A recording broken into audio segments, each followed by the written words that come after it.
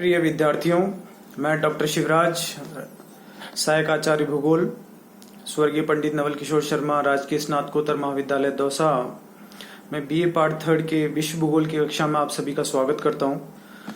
प्रिय विद्यार्थियों, जैसा कि विगत कक्षा में मैंने आपसे कुछ लिखित नोट्स शेयर किए थे जो कि यूरोप की उच्चावच से संबंधित थे। इस कक्षा में हम उन लिखित नोट्स का जो कंटेंट था और यूरोप के उच्चावच के संबंध में डिस्कशन करेंगे।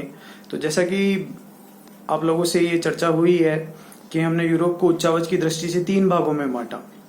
3 भागों में कौन से? उत्तर के पर्वतीय प्रदेश, मध्य का मध्यवर्ती मैदानी प्रदेश और दक्षिण के पर्वतीय प्रदेश। इस तरह मैंने आपको यूरोप के उच्चावच में 3 भाग बताए। पहला उत्तर के पर्वतीय प्रदेश, मध्य का मैदानी भाग और दक्षिण के पर्वतीय प्रदेश। तो ये प्रमुख 3 भाग हुए। इन्हीं के सब डिवीजन में अगर हम आगे बढ़ते हैं तो जैसे कि पहला उच्चावचीय प्रदेश हम यूरोप का लें कि उत्तर के पर्वतीय प्रदेश। तो देखिए, जैसे कि उत्तर के पर्वतीय प्रदेशों में उत्तर से आप समझ रहे होंगे यूरोप का उत्तरी भाग। यूरोप के उत्तरी भाग में कौन सी जगह है? जैसे मैंने आपसे शेयर किया था कि स्कैंडिनेवियन पर्वतीय प्रदेश। स्कैंडिनेवियन पर्वतीय प्रदेश हमारा जो नॉर्वे है, स्वीडन है, फिनलैंड है आदि क्षेत्रों में फैला हुआ है और ये एक प्राचीन भूभाग है, प्राचीन पर्वतीय खंड है जो वर्तमान में घिसपिट के पठारी रूप में आ चुका है या अवशिष्ट पहाड़ियों के रूप में मौजूद है। और इस तरह ये एक प्राचीन भूभाग है और ये स्कैंडिनेवियन पर्वतीय प्रदेश के रूप में काउंट होता है। इसी में इस उत्तरी पर्वतीय प्रदेश में स्कैंडिनेवियन पर्वतीय प्रदेशों के अलावा जो हमारे ब्रिटिश द्वीप हैं, स्कॉटलैंड है, इनके जो पर्वतीय प्रदेश हैं वो भी उत्तर के पर्वतीय प्रदेशों में काउंट होते हैं। तो जैसा कि मैंने आपको बताया कि जो स्कॉटिश और ये ब्रिटिश पर्वतीय भूभाग है ये भी प्राचीनतम पर्वत खंडों में से एक है, जैसे कि स्कैंडिनेवियन प्रदेश है। इस तरह ही उत्तर के पर्वतीय प्रदेश का परिचय हुआ और इससे जैसे ही हम नीचे की ओर आते हैं, दक्षिण की ओर आते हैं, तो यूरोप के पूर्व से लेकर पश्चिम तक एक मैदानी भाग फैला हुआ है जो कि अपनी पश्चिमी दिशा में अपने तटीय क्षेत्रों से प्रारंभ होकर अपनी पूर्व दिशा में रूस तक रूसी प्लेटफॉर्म के रूप में फैला हुआ है। इस मैदानी प्रदेश की विशेषता ये है कि ये अपने पश्चिमी दिशा में अपने समुद्री उतार चढ़ावों से निर्मित है, एक अपर्दित भूभाग है और जबकि मध्य और पूर्वी भागों में अनेक नदियों के जलोढ़ निक्षेपों से इस मैदान का निर्माण हुआ है। नदियों की अगर हम बात करें तो जैसा कि आपको ध्यान है कि यूरोप के पूर्वी भाग में जो हमारी वोल्गा और यूराल नदियां हैं वो सीधे कैस्पियन सी की ओर जा रही हैं। इसके अतिरिक्त जो डॉन नदी है वो काला सागर में आ रही है। इसके अतिरिक्त राइन नदी उत्तर की ओर जा रही है। इसके अतिरिक्त अन्य ऑर्डर विस्चुला नदियां बाल्टिक सी की ओर जा रही है। राइन का जैसे मैंने जिक्र किया कि राइन नॉर्थ सी की ओर जा रही है। इसके अलावा अन्य छोटी नदियां हैं जो कि दक्षिण की ओर बहती है, जैसे इटली में पो नदी है, आपके फ्रांस की रोन रिवर है, सीन रिवर है। तो इस तरह ये नदियां मैदानी भागों का निर्माण करती है। इन मैदानी भागों में कुछ खास बात यह है कि जैसे कि हमारा जो पश्चिमी तटीय भाग है इसमें नीदरलैंड, जिसको हॉलैंड भी कहते हैं, इसमें एक पोल्डर लैंड पाई जाती है। पोल्डर लैंड की विशेषता ये होती है कि इनका जो उच्चावच है वो समुद्री तल से भी नीचा है। ठीक है, तो ये इनकी खास बात है, इनको पोल्डर लैंड्स बोलते हैं हम। इसी तरह एक खास बात है जो हमारा पूर्व में जिक्र किया हुआ स्कैंडिनेवियन प्रदेश है, उसमें क्या होता है कि जो तटीय भाग थे वो किसी समय में जो हमारे हिमखंड होते हैं, हिमावरण होते हैं, उनसे घिसपिट कर कटफट कर वर्तमान में समुद्री जल द्वारा भर दिए गए हैं। ऐसे तटों को हम कहते हैं फियोर्ड तट। फियोर्ड मैंने आपसे अपने लिखित नोट्स में इनको जिक्र किया होगा। तो इस तरह फियोर्ड तट्स स्कैंडिनेवियन प्रदेश में पाए गए जो कि हिमापर्दित थे और वर्तमान में समुद्री जल द्वारा आवृत हैं। और पोल्डर लैंड से मैंने बताया आपको कि नीदरलैंड, जिसे हॉलैंड भी कहते हैं, में समुद्री तल से भी निचले भागों को पोल्डर लैंड्स कहते हैं। इस तरह हमारे यूरोप के मध्यवर्ती मैदान और उत्तर के पर्वतीय प्रदेश के बारे में चर्चा हुई।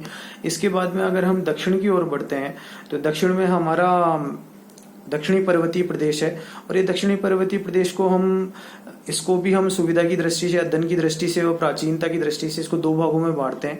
प्रथम क्रम के पर्वतों में आते हैं हर्षिनियन पर्वतमालाएं, जो हर्षिनियन काल के आधार पर उनका नामकरण हुआ है। दूसरे में है हमारे अल्पाइन क्रम के पर्वत तृतीय युगीन है। जिसमें कि जिस फेज में जिस टाइम में हिमालय आदि पर्वतों का निर्माण हुआ है उसी टाइम में अल्पाइन क्रम की पर्वतमालाओं का निर्माण हुआ है। अल्पाइन क्रम की पर्वतमालाओं में हमारे प्रमुख हैं पिरेनीज पर्वतमाला, आल्पस पर्वतमाला, और आल्पस पर्वतमाला से जब पूर्व की ओर बढ़ते हैं हम यूरोप में तो वो कहलाती है कार्पेथियन पर्वतमाला। इसके अतिरिक्त अन्य छोटी छोटी पर्वतमालाएं हैं। तो इस तरह यूरोप के दक्षिणी पर्वतीय प्रदेश को हमने हर्सिनियन क्रम के पर्वत और अल्पाइन क्रम के पर्वतों में बांटा। अल्पाइन क्रम के पर्वतों को हमने पिरेनीज पर्वतमाला, दक्षिणतम भाग पश्चिमी भाग में, मध्य भाग में हमारी आल्पस पर्वतमाला है और उसके आगे पूर्वी भाग में हमारे कार्पेथियन पर्वत हैं। अब अगर इन क्षेत्रों की ऊंचाई की बात करें तो दक्षिणी भाग में सर्वाधिक ऊंचाई पाई जाती है पर्वतमालाओं की, और यूरोप की जो दूसरी सबसे ऊंची चोटी है माउंट ब्लैंक आपको आल्पस पर्वतमाला में पाई जाती है और लगभग 4810 मीटर इसकी ऊंचाई है। ये यूरोप की दूसरी सर्वोच्च ऊंची चोटी है।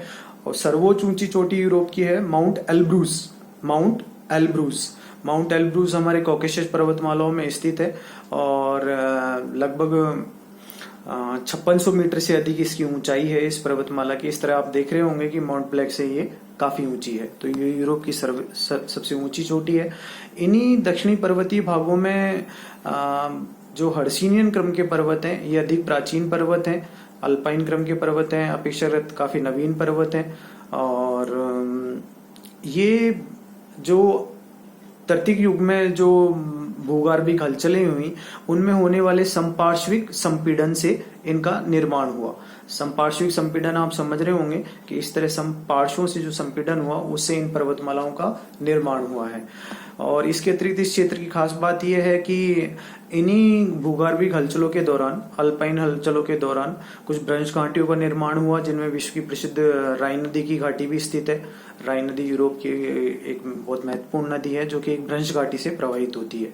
इसके अतिरिक्त इस क्षेत्र में कुछ प्राचीन पर्वतों में जैसे जिन हर्सिनियन क्रम के पर्वतों का मैंने जिक्र किया आपको, ब्लैक फॉरेस्ट है, वॉसजेज है, जूरा पर्वत है, तो इनकी अवस्थिति मैंने आपसे शेयर की थी लिखित नोट्स में। आप भी इनको एटलस से और बुक से एग्जैक्ट लोकेशन को आप नोट कीजिएगा। तो इस तरह ये हर्सिनियन क्रम के पर्वतों में आए और अल्पाइन क्रम के पर्वतों में मैंने आपको बताया हमारा पिरेनीज, आल्पस और कार्पेथियन। आल्पस पर्वत चोटी अपने आप में विश्व के प्रसिद्ध पर्वतों में आते हैं। बहुत रमणीक स्थल हैं ये। स्विट्जरलैंड नाम का एक प्रसिद्ध पर्यटन स्थल इन्हीं आल्पस की पर्वत चोटियों में स्थित है। और जो विंटर गेम्स होते हैं उनके लिए, टूरिज्म के लिए अंगूर और कुछ अच्छे फलों और फूलों की खेती के लिए क्षेत्र प्रसिद्ध है। इसी तरह इस दक्षिणी पर्वतीय प्रदेश में कुछ प्रायद्वीपीय प्रदेश भी हैं। प्रायद्वीपीय प्रदेशों में हम बात करें तो हमारा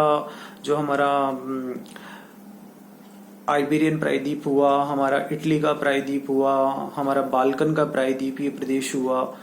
तो ये सारे प्रदेश इसी तीसरे भाग में रखे जाते हैं। इसके अतिरिक्त कुछ नदी घाटी मैदान भी इस क्षेत्र में दक्षिणी पर्वतीय प्रदेश में पाए जाते हैं।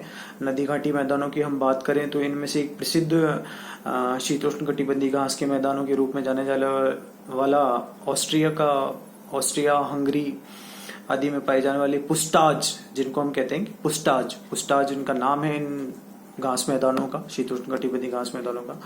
तो वो एक प्रसिद्ध नदी मैदान है। इसके अलावा इटली में बहने वाली पो नदी के द्वारा निर्मित नदी मैदान है। फ्रांस में बहने वाली रोन नदी का मैदान है। स्पेन आदि में फैला हुआ अंडालूसिया का मैदान है। इस तरह कुछ दक्षिणी पर्वतीय प्रदेश में कुछ मैदानी भाग भी पाए जाते हैं। इसके पहले मैंने आपसे जिक्र किया कुछ प्रायद्वीपीय प्रदेश पाए जाते हैं। इसके अतिरिक्त आल्पस की, अल्पाइन की पर्वतमालाएं हैं और हमारे हर्सिनियन क्रम के पर्वत है। इस तरह हम यूरोप के उच्चावच को 3 भागों में समेटते हैं जिनके उप विभाजनों के बारे में मैंने आपसे डिस्कस किया। आप अपने नोट से इनकी मदद लीजिएगा। मानचित्रों पे इनकी जिन स्थानों का मैंने आपसे जिक्र किया उनको लोकेट कीजिएगा। इस तरह आपके यूरोप के उच्चावच को समझने में आपको आसानी होगी। धन्यवाद।